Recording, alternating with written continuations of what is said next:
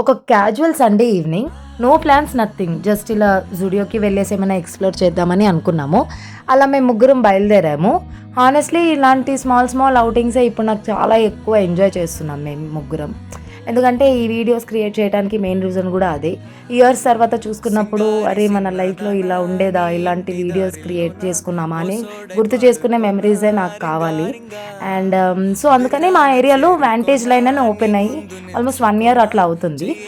Zudio, max, west side, burger king ఇలాంటి చాలానే brands వచ్చాయి అనమాట. సో జూడియోలో సేల్ ఉందని విన్నామని ఇంకా అక్కడికి వెళ్ళాము. అక్కడ చూస్తే కొంచెం ఫుల్ రష్.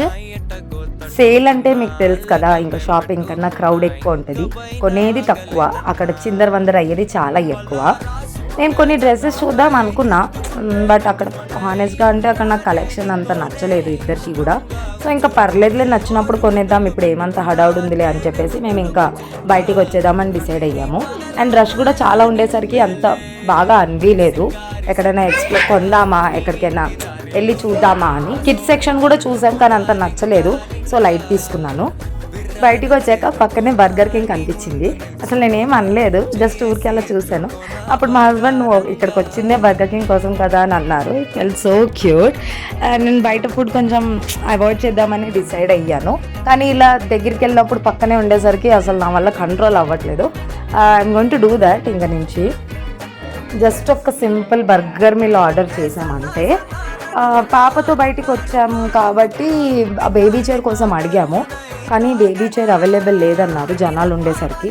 సో తన్ని కంట్రోల్ చేయడం కొంచెం నాకు మా ఇద్దరికి ఇబ్బంది అనిపించింది. బికాజ్ టాడ్లర్ ఫేస్, అసలు ఒక చోట కూర్చోరు, నుంచోరు, పరిగెత్తారు. It was so difficult to handle అసలు నిజంగా చెప్పాలంటే. మేమిద్దరం కలిసి పాప ఉన్నప్పుడు తినటం అంటే అది కష్టం, కాబట్టి ఆయన ఎత్తుకున్నప్పుడు నేను తిన్నా, నేను ఎత్తుకున్నప్పుడు ఇంకా ఆయన తిన్నారు. అలా మా మీల్ని మేము ఫినిష్ చేసాము. ఇంకా తినేసాక మేము ఇంటికి జర్నీ స్టార్ట్ అయిపోయాము. యాక్చువల్లీ ఈ వ్లాగ్లో ఏమైనా ఎక్స్ట్రాడినరీ ఉందా అంటే ఏం లేదు, కానీ నాకు ఇలా ఆర్డినరీ మూమెంట్సే ఎక్స్ట్రాడినరీ. ఎందుకంటే రేపు మా పాప పెద్దాక వీడియోస్ చూసి మన ఫ్యామిలీ ఇలా వీకెండ్ స్పెండ్ చేసింది అని ఒక్క స్మైల్ వస్తే అదే కదా పర్పస్.